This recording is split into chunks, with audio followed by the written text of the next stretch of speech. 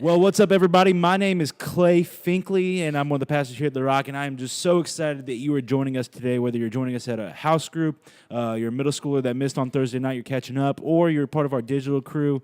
Thank you so much for tuning in today. We are excited for week 3 of My Problem with Jesus, and I am joined by a very special guest, Kacie Squires. Hello. How you doing, Kacie? I am awesome. Give me your thoughts on Siri. I probably don't use Siri as much as I should, or as much as other people do. I ask her the simple questions. Well, what's your most common question you ask Siri? Siri, how do I get to? How do I get to? Blah blah blah. That's not bad. That's not bad. So for I think directions. that's a common question, but I feel like what I want to hear is your best Siri impression. Oh. Hit me with your best Siri impression right now. Let's Or hear you it. gotta ask me a question. Siri, what is 2 plus 2 on the way to Oakland, California? On the way to Oakland, California, 2 plus 2 is 4. I gotta say that was pretty good. That was much better than I anticipated. Part-time job. Ladies and gentlemen, the person you've The been talking to new this Siri. entire time is Kacie. I don't even want to try. I'm going to try. Do it. Ask me a question. Okay. Siri, when driving home from C3, what is your favorite song to sing? My favorite song to sing is I Will Always Love You by Whitney Houston. That was really bad. I give that like a 4 out of 10. I'm one of those people that uses Siri all the time while driving. I am very directionally challenged. I have no ability to get to anywhere. I've lived in this Myrtle Beach area for almost 5 years now, and I still can't figure out my way around the beach. I'm not bad with directions. I know where I'm going and I know how to get there, but I could never tell you how to get there. I have zero clue, Could never tell you. I'm always asking Siri like, hey, how do I get here? And then she makes me so angry. Like she'll be like, hey, turn left in 300 feet. And then 300 feet comes, and she's like, oh, just kidding, go right. And I'm like, I can't go right, I'm already turning left. I hate it because I feel like she always tells me to turn, like right at the time I'm supposed right. to turn. Like, I'm here, and it told me to turn 5 seconds after I was supposed to turn. It's so frustrating. But yeah, she helps me out a ton. But she also makes me really, really angry. No, yeah, for sure. And ironically, I think it's the same way with Jesus. Mm-hmm. Like, there's a lot of times where we know where we want to go. We know, like, hey, I want to get to this place in life. I want to be this successful. I want to have this leadership. I want to have this opportunity. I want to go to heaven when I die. I want to this or I want to that. We go, okay, that's where I know I want to go. But sometimes our problem is we don't know how to get to where we want to go. And other times we have a problem because we are being told how to get to where we need to go, and we don't like what that answer is. But imagine if, like, every single time we listened to Siri, like, she took us to the right spot every single time. Like, if we really followed it well, Siri's going to do us a good job. That's what it's made for. It's what it's made for. Yeah. I think it's the same thing with Jesus. Mm-hmm. If we do what Jesus tells us, we can get to where we need to go in life. Mm-hmm. But people have a problem with Jesus because he says he's the only way. And today we're going to spend some time talking about that. That's a subject that I know some people that struggle with that a whole lot. So I'm excited to be able to dive into it with Kacie. And it all kind of jumps into John 14, 1 through 5 for me because the disciples really had the same issue as we have in this scenario. Mm-hmm. I'm just going to read it to you, and then we can talk about it, okay? So John 14, 1 through 6 actually says this. Don't let your hearts be troubled. Trust in God and trust also in me. There is more than enough room in my Father's home.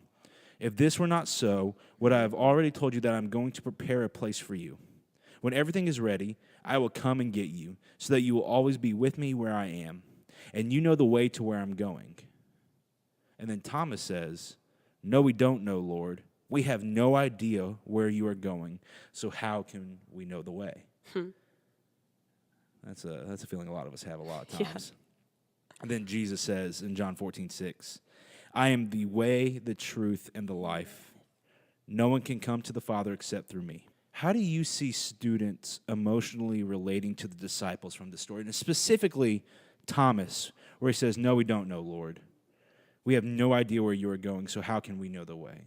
Do you find students or people in general struggling with that, and how so? People in general struggle with the not knowing what way to go, or not fully believing that like he is the only way. Right. Students in like specifically, I think they search for that through relationships or through just simple things like school. You know, Right. if you're that smart and stuff. That was not Or me. through, if you really want to get transparent, through partying or through drinking and doing things they know they're not supposed to do, but they're going all the different ways when there's one way that they know they need to go. Right.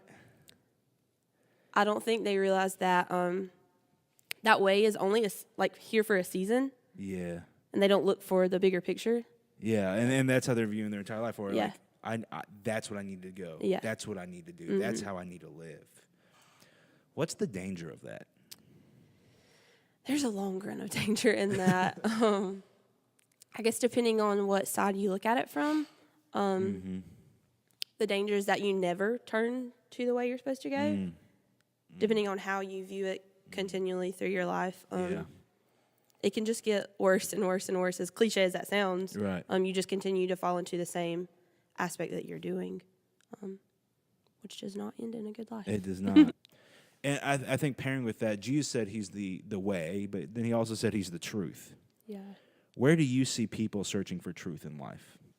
I think people in general, not even just students. I had a problem with this when I was younger. Searching through truth and as in like people's opinions. I didn't care like what I thought or what I read or what I knew to be true.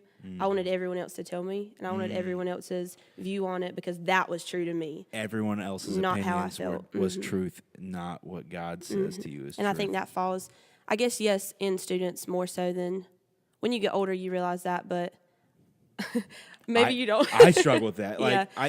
I think that's a people issue. Like Yeah, we get so people in consumed general. with what other people think about us that it eats us alive, and we hold on. It's to hard. We hold on to so much more than what Becky says, than what Yeah. Jesus says. Right? Yeah. It's tough. It's tough. Social media does not help it. No, it doesn't. Not at all. And I love social media, I but do it doesn't too. help. Like, No, not at all. Scrolling does not help. no. Do you find people bending the truth, their truth about Jesus, to fit what they want to hear? All the time. Even in your own personal life, you can see that sometimes you pick and choose what parts you think you should live by or what parts you think you should live. Like, I'm going to open the Bible and pick this part of this verse, but I'm not going to follow the other part of that verse. Yeah. And that is just really not how it works. It's like If you don't follow the first part, you're not following any of it. it's like people and you know, everybody has to be careful of this, but Yeah. it's you open up your Bible like, oh, I like this verse, this verse, this verse, this But, verse. ooh, that one doesn't I don't really, like that verse. I'm gonna Like, throw so that one out. we're gonna just Yeah. ignore that one because that doesn't fit my desires. That doesn't fit what I want. Yeah, and you think everything's okay, but But you're not living by the real No. truth, No. which means you are living the false lies, and that's scary. it's very scary. I think that's something a lot of people do. I do that a lot. And I don't think they realize it. I don't. No, until you sit back, and I think it takes something like this, someone like looking at you and saying, Right. "Hey, this is what you're doing." Like you're making excuses for your behavior, even though you know Yeah. it's not the true right way to live. Ooh, that's heavy. It's tough. I like that though. I mean, it's a real conversation that we Yeah. have to have. Like that's something that a lot of people deal with, and I think it's something that needs to be addressed. So, Yeah. thank you for addressing that. I think the best way to cap this conversation off, and it's been a great conversation, and as we head into a response time into our small groups, I want to talk about a personal example. How Jesus is the way, the truth, and the life to you. What has this journey with him taught you? What truths have you learned, and how has Jesus changed your life, Kacie? Dang. The first thing I thought about when I seen the series title for this week was the peace. Thought thought about the verse. I think it's Philippians 4:7 talks about he gives you a peace that passes all understanding.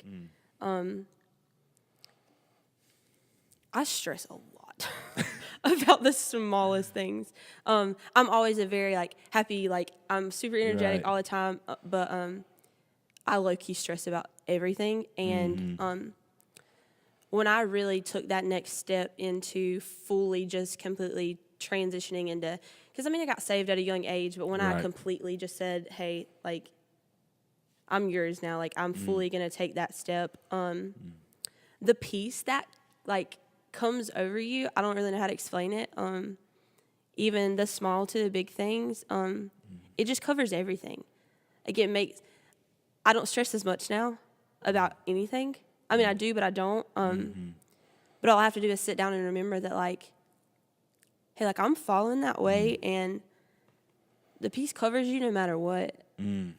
Absolutely. It's just really reassuring to me, that verse is about knowing that he is the way and he is the truth. It doesn't matter what anyone else says. It doesn't matter what I hear, even about me or about circumstances that I am in. The truth that he is there and he cares and he covers me. Right. That really gives me peace about the whole situation.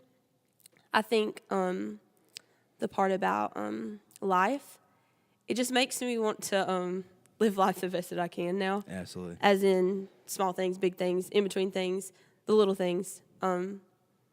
Just take it for what it's worth and live it out. It's just taught me to love better. It's taught me to understand better. It's just taught me to live better. It's so cliche, but it just has. That's awesome. That's awesome. Okay, so do you have any last thoughts or things you want to send off the small groups into? I would say be really transparent this week. Open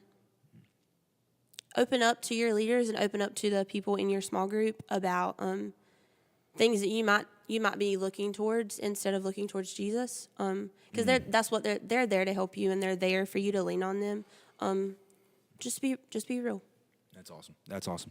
Well, Kacie, thank you so much for joining us today. It was awesome. And we hope that you have a great rest of your small group. We will catch you later. See you guys. Bye.